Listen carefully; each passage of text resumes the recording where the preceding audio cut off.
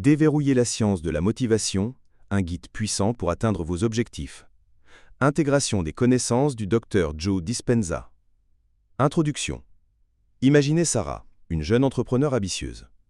Chaque matin, elle se lève avec une liste de tâches précises. Méditer, finaliser un rapport, courir 5 km.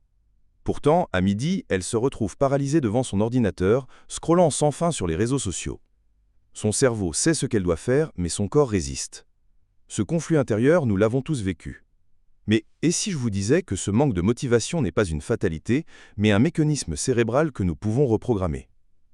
Selon le Dr Joe Dispenza, neuroscientifique et auteur de Devenir superconscient, la motivation n'est pas un état passif qui nous tombe dessus par chance. C'est une science, un dialogue entre nos neurones, nos émotions et nos habitudes. Dans cet essai, nous explorerons comment dompter ce dialogue en combinant les dernières découvertes sur le cerveau et des techniques éprouvées pour aligner vos pensées, votre corps et vos objectifs. La dopamine, ce carburant invisible. Prenons un café avec votre cerveau. Dans ses profondeurs, un circuit méconnu orchestre vos envies, le système mésolimbique. C'est ici que la dopamine, souvent appelée molécule du plaisir, joue un rôle bien plus subtil que vous ne l'imaginez. Contrairement à la croyance populaire, elle ne récompense pas l'action, mais anticipe la récompense. Chaque fois que Sarah imagine terminer son rapport et recevoir les félicitations de son patron, une décharge de dopamine inonde son cerveau. Le problème, si cette anticipation est trop vague ou trop lointaine, le cerveau choisit la gratification immédiate, comme les likes sur Instagram. Joe Dispenza propose une solution radicale: court-circuiter ce mécanisme en créant du boucle de réussite.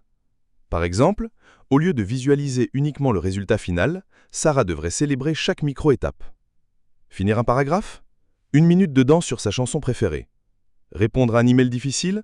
Une respiration profonde en fermant les yeux. En associant des récompenses concrètes à des actions précises, elle entraîne son cerveau à libérer de la dopamine pendant l'effort, pas après. C'est la différence entre espérer une motivation future et la générer sur commande. L'art de reprogrammer son identité. Vous ne pouvez pas créer une nouvelle réalité en restant la même personne, répète Dispenza dans ses séminaires. Cette phrase résume un principe clé. La motivation durable naît quand vos objectifs s'alignent avec votre identité, pas vos désirs éphémères. Prenons l'exemple de Marc, un ancien fumeur. Pendant des années, il a tenté d'arrêter parce qu'il le fallait, jusqu'à ce qu'il adopte une stratégie neuroscientifique. Au lieu de se dire « je dois arrêter », il a répété chaque matin « je suis une personne qui respire la santé ». En quelques semaines, son cerveau a commencé à rejeter la cigarette non pas comme une privation, mais comme une trahison de son nouveau moi. Comment opère cette métamorphose? Grâce à la neuroplasticité. Lorsque vous visualisez intensément votre future identité, disons « je suis un écrivain discipliné », votre cerveau active les mêmes neurones que si vous l'étiez déjà. Dispenza recommande un rituel quotidien, 10 minutes de méditation où vous incarnez cette version de vous-même.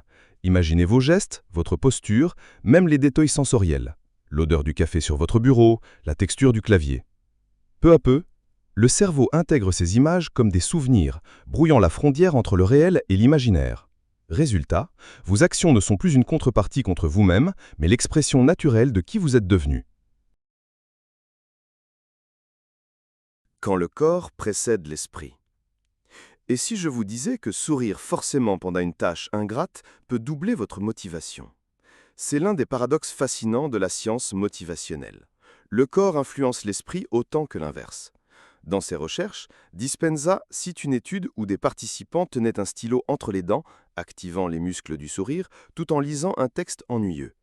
Non seulement ils ont trouvé l'expérience moins pénible, mais leur mémoire s'est améliorée de 40%.